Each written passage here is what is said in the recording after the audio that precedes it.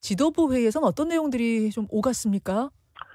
어제 사태를 어떻게 볼 것이냐, 예. 볼 것이냐보다도 과연 앞으로 어떻게 대응을 해 나갈 것이냐에 대해서 많은 얘기들이 있었고요.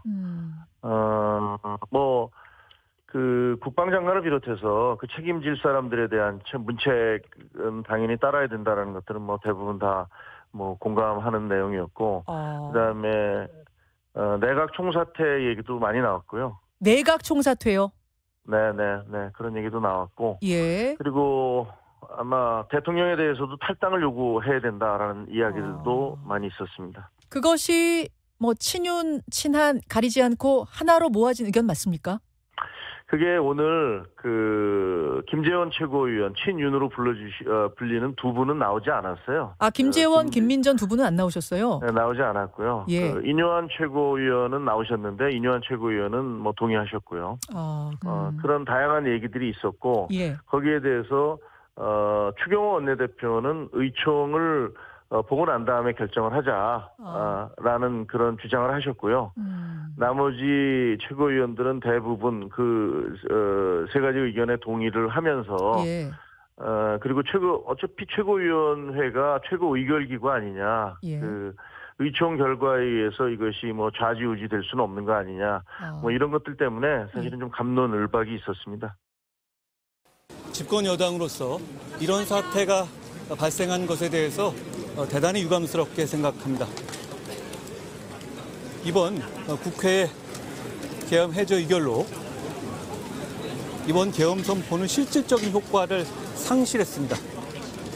그렇기 때문에 앞으로 이런 지금 이 계엄령에 근거해서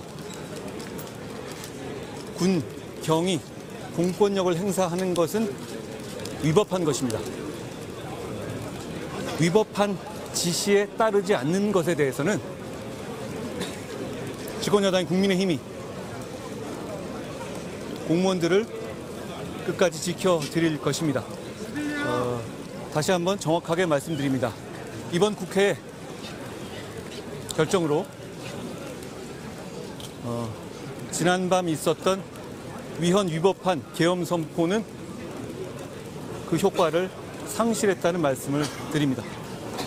네, 저는 지금 국회 본회의장 앞에 나와 있습니다. 비상계엄 해제안은 이미 의결됐지만 이곳 국회에는 여야 의원들이 아침까지 자리를 지키고 있습니다. 국민의힘은 7시부터 약 1시간가량 최고위원회의를 열었는데요. 최고위 직후 비상의원총회를 열고 밤사이 이뤄진 비상계엄 사태에 대해서 당내 의견을 듣고 모으고 있습니다. 앞서 오전 6시부터 긴급 의원총회를 이은 더불어민주당은 윤석열 대통령의 퇴진을 요구하는 결의안을 발표했습니다.